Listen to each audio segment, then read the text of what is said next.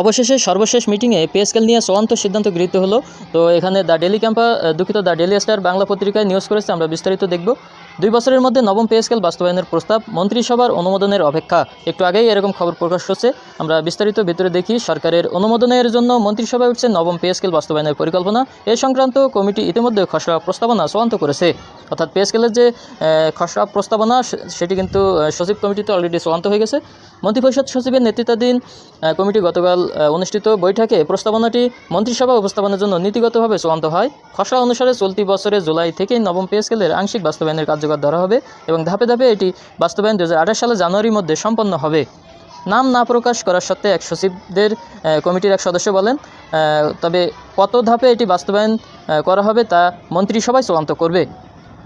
একই কথা জানিয়ে অর্থ মন্ত্রণালয়ের এক কর্মকর্তা বলেন, অর্থ বিভাগ 26 জুলাই প্রধানমন্ত্রী তারেক রহমানকে নবম পে স্কেল সম্পর্কে অবহিত করে। জ্যেষ্ঠ 2 সরকারি কর্মকর্তা ডেইলি স্টারকে বলেন, ওই আলোচনার ভিত্তিতে এই প্রস্তাবনাটি তৈরি করা হয়েছে। ওই ব্রিফিং সংশ্লিষ্ট সূত্র জানায়, উচ্চ গ্রেডের কর্মচারীদের তুলনায় নিম্ন গ্রেডের কর্মচারীদের বেতন তুলনামূলক বেশি বাড়ানো হবে।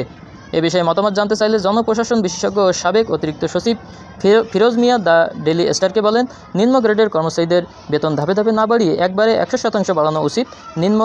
উচ্চ গ্রেডের কর্মচারীদের বেতন প্রাথমিকভাবে না বাড়ালেও আমি কোনো সমস্যা দেখি না। তিনি আরও বলেন, উচ্চ গ্রেডের কর্মচারীরা বেতনের পাশাপাশি অন্যান্য সুযোগ সুবিধা পান, কিন্তু নিম্ন গ্রেডের কর্মচারীরা চরম দুর্দশায় রয়েছেন। বিষয়টি সরকারের বিবেচনা করা উচিত।